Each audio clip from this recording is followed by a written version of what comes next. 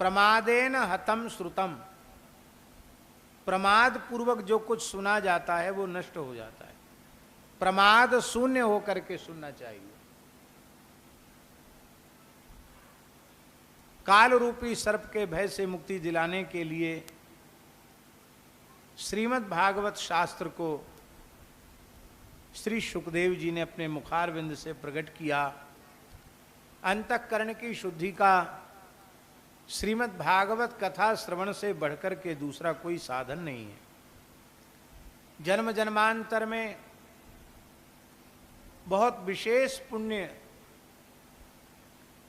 जब इकट्ठा होता है तो श्रीमद् भागवत श्रवण का सौभाग्य मिलता है।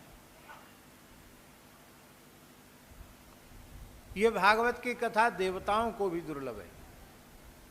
सुखदेव जी महाराज जब कथा कह रहे थे उस समय देवराज इंद्र देवताओं के सहित आए और अमृत का कलश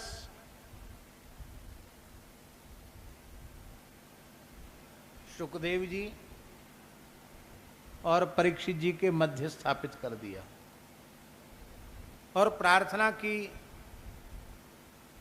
कथा सुधाम प्रयच्छस्व गृहीत्वैव सुधामिमाम। ये अमृत तो आप ले लो और कथा अमृत हमको दे दो,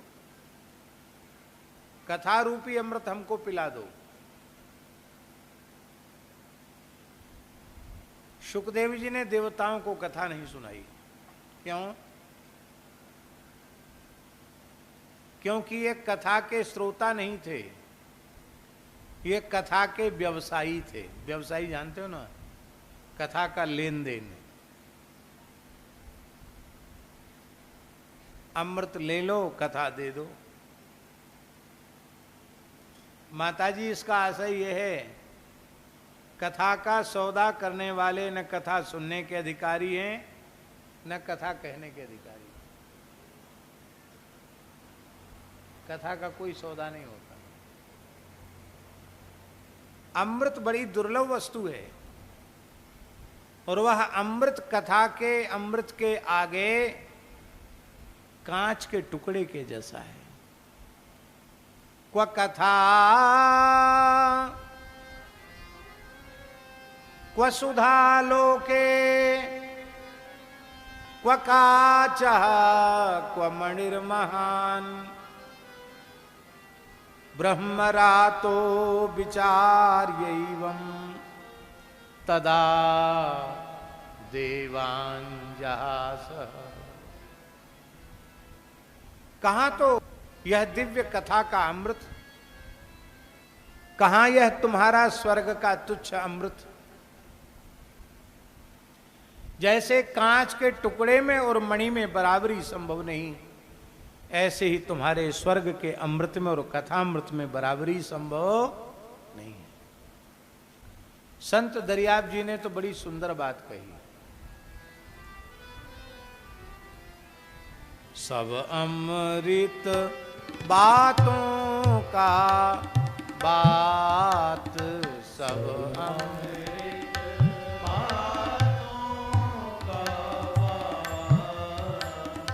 अमृत है संतन के पास, अमृत है संतन के पास।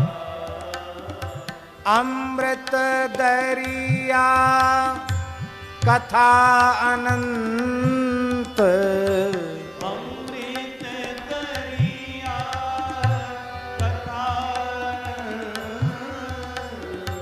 जाको पी पी अमर भय संत, जाको पी पी अमर भय संत।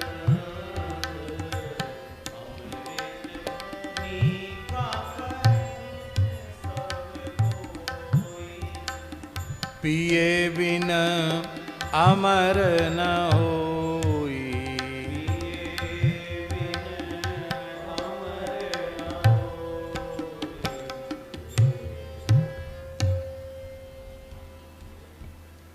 अमृत भी साधारण वस्तु नहीं है।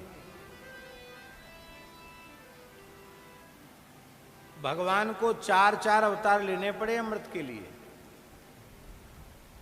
हरि अवतार लेकर मदराचल को क्षीर सिंधु के मध्य स्थापित किया। कच्छप अवतार लेकर उसको अपनी पीठ पर धारण किया। धन्वंतरी अवतार लेकर अमृत का कलश लेकर आए और मोहिनी अवतार लेकर अमृत देवताओं को पिलाया। और वो अमृत का कलश देवासुर संग्राम में छिन गया था, दैत्य छीनने में सफल हो गए थे। 12 दिन तक युद्ध चला। देवताओं के 12 दिन और मनुष्यों के 12 वर्ष। तो ज्योतिष शास्त्र के योग के अनुसार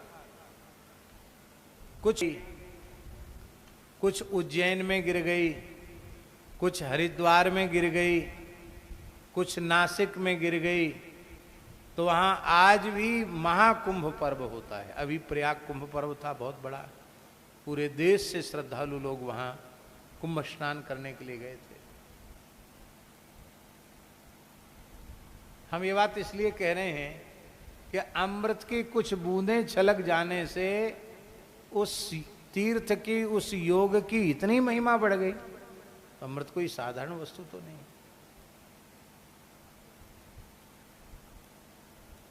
उस अमृत की कुछ बूंदें पी ली थी राहु ने, तो आज भी वह देवमंडल में पूजित हो रहा है। दैत्य को देवता बना दिया अमृत ने।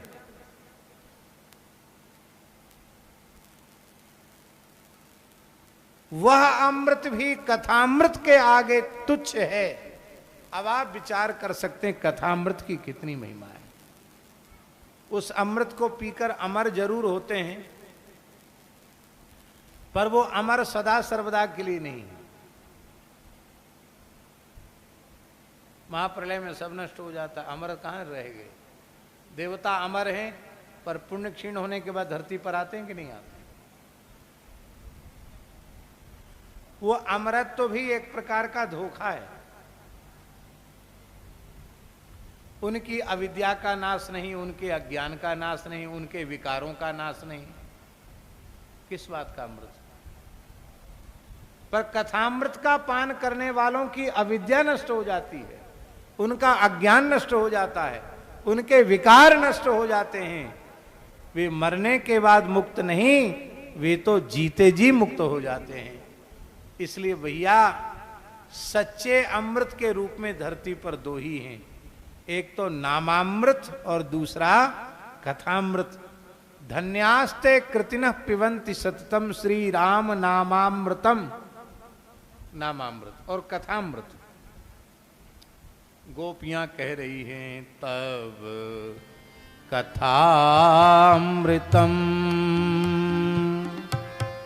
तप्त जीवनम कविभिरीडितम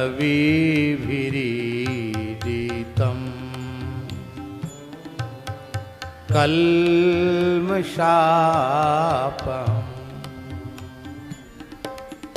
श्रवणमङ्गलम्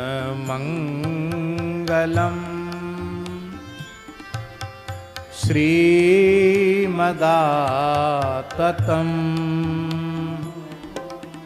भुवि गृह्णन्ति ते भूरिदा जना भुवि गृह्णन्ति ते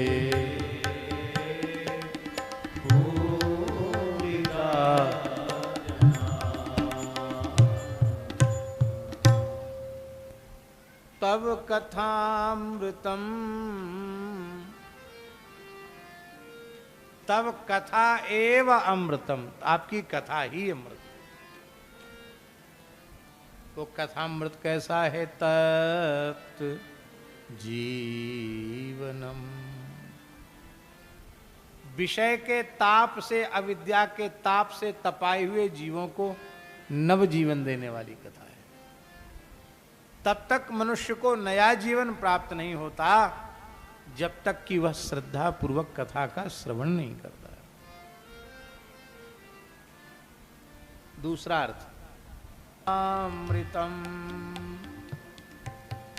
तप्त जीवनम। हे नाथ, तो आपके वियोग में कब के मर गए होते, वियोग की अग्नि में जल गए होते, पर आपका कथामृत हमें मरने नहीं दे रहा है।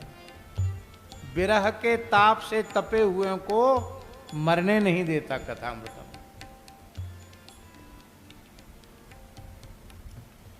श्रवण मात्र से जीव का मंगल करने वाला कथामृत है। आपके दिव्य प्रभाव स्वभाव, आपके अचिंत्य महात्म्य से युक्त है आपकी कथा। ऐसी कथा का जो गायन करते हैं वे इस धरती के सबसे बड़े दाता हैं। भुवि गृणन्ति ते भूरिदा जना, ते भुवि गृणन्ति ते भूरिदा जना, भूरिदा अजना। एक अर्थ है भूरिदा जना और एक है भूरिदा अजना। ऐसे जो भूरि ददति, जो बहुत अधिक देने वाले हैं, सबसे बड़े दाता हैं, उनको मनुष्य आकार में देकर भी मनुष्य मत मान अजना, वो अजन है। अब वे जन्म मृत्यु के चक्र से उभर जाने वाले हैं।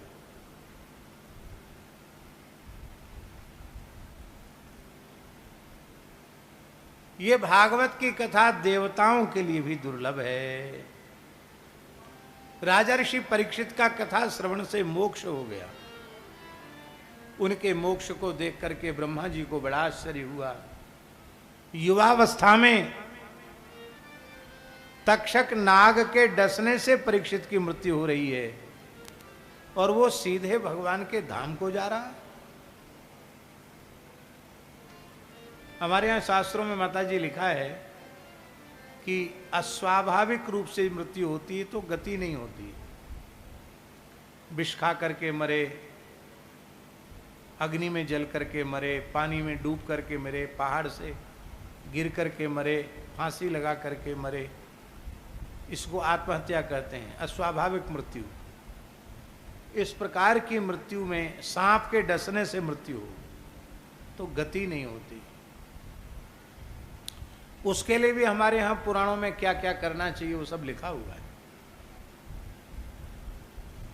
और अभी परीक्षित युवा है और सर्प के डसने से उसकी मृत्यु हो रही है, वो सीधे भगवान के वैकुंठ को जा रहा है। ये कैसे हो गया? तो श्री ब्रह्मा जी महाराज ने ब्रह्मलोक में, सत्यलोक में एक बुद्धि रूपी तराजू के एक पल्ले पर संपूर्ण वेद इतिहास पुराण आदि को रखा, संपूर्ण धर्म कर्म आदि साधनों को रखा और एक पलड़े पर श्रीमद् भागवत को रखा। तो लघु नन्यानि जातानि गौरवेण इदम महत्, जितने साधन थे वो भागवत महात्म्य के आगे लघु सिद्ध हो गए। इसका आशय क्या है अग्निहोत्री जी? इसका आशय ये है कि शरीर किसी भी पद्धति से किसी का चला गया हो, यदि विधि पूर्वक श्रीमद् भागवत की सप्ताह होती है तो जिस जीव के निमित्त कथा हो रही है उसे निश्चित ही नित्य गोलोक की प्राप्ति होगी, इसमें संदेह नहीं है। वो भगवान की नित्य सन्निधि को प्राप्त करता है। ये कथा की में परीक्षित की मुक्ति इसका प्रमाण है। बोलो भक्तवत्सल भगवान की जय। कितने ऐसे उदाहरण हैं जहां कथा से सद्गति हो जाती है। सूत जी महाराज कह रहे हैं ये सप्ताह कथा सबसे पहले देवर्षि नारद जी ने सनकादिकों ने देवर्षि नारद जी ने सनकादिकों के मुखारविंद से पहली कथा सुनी। वक्ता हैं सनकादिक। सनकादिक माने श्री सनक सनंदन सनातन सनत कुमार, और श्रोता हैं देवर्षि नारद जी। सौनक जी को बड़ा आश्चर्य हुआ, महाराज ये दोनों ही कोई पता ठिकाने वाले नहीं हैं, इनका मिलन कहाँ हो गया, कहाँ ये कथा हो गई, आप कृपा करके इस इतिहास को बतावें। नारद जी का भी कोई पता ठिकाना नहीं, एक जगह रहें तब ना पता ठिकाना, निरंतर विचरण ही करते रहते। नारद जी ने कहीं अपनी कुटिया नहीं बनाई, आश्रम नहीं बनाया, मठ नहीं बनाया। हाँ, नारद गुफा इस तरह से कहीं कहीं स्थल हैं, नारद जी वहां विराज गए तो नारद जी की स्मृति वहां से जुड़ गई। नारद जी ने स्वयं कहीं कुछ नहीं बनाए, और यही सनकादिकों का हाल है, उन्होंने भी कहीं कुछ नहीं बनाया। तो जिस व्यक्ति का पता ठिकाना ही नहीं है, उससे संपर्क कैसे किया जाएगा, उससे उसका मिलना कैसे होगा। ये दोनों ही घूमते ही रहते हैं, और इनको घूमते ही रहना चाहिए। क्यों? एक कल्पना करो, इस पंडाल में पंगत बैठी हो, पंगत जानते ना, भोजन के लिए सब लोग बैठे हों, और एक मालपुआ की डलिया कृष्णानंद जी के हाथ में हो, और खीर की बाल्टी धनंजय दास जी के हाथ में हो, और यहाँ सब पंगत बैठी हो, और ये एक तरफ ये खड़े हो जाएं, एक तरफ ये घूमे नहीं पंगत में, तो किसी को खीर खाने को, पुआ खाने को मिलेंगे?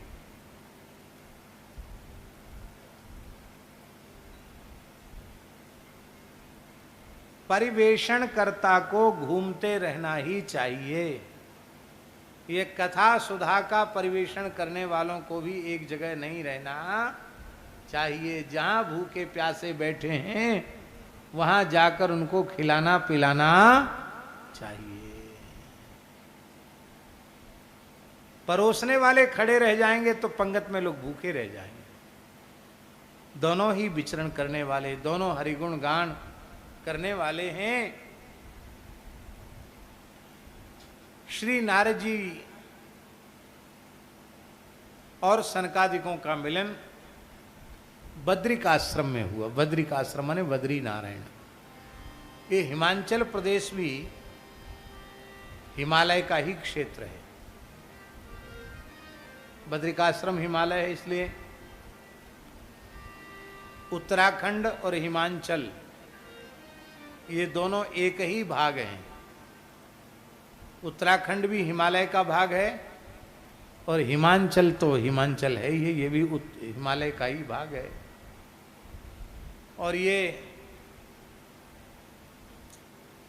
भगवान उमा महेश्वर की स्थली है। भगवती शक्ति के बड़े बड़े स्थान हिमाचल प्रदेश में, भगवती दुर्गाओं के बड़े बड़े सिद्ध शक्तिपीठ यहाँ हैं, और भगवान शिव के भी बड़े बड़े प्राचीन स्थान हिमाचल प्रदेश में। क्यों न हो, भगवान शंकर की ससुराल है ये हिमाचल। साक्षात भगवती अन्नपूर्णा जगदम्बा शक्ति का यहाँ जन्म हुआ, पार्वती यहाँ प्रकट हुई। शंकर जी की ससुराल है तो हम सब लोगों की ननिहाल है। शंकर जी माता पिता हैं कि नहीं? जगतः पितरौ वंदे पार्वती परमेश्वरौ। माता पिता हैं, तो माता पिता हैं तो हमारी क्या हुई है? अरे अन्नपूर्णा सबकी माता है कि नहीं? और माता जी का जहाँ घर है वो क्या उसको नाना का घर कहते हैं कि नहीं? तो हिमालय है, हाँ, तो हिमालय हम सबकी ननिहाल है। बोलो वृंदावन बिहारी लाल।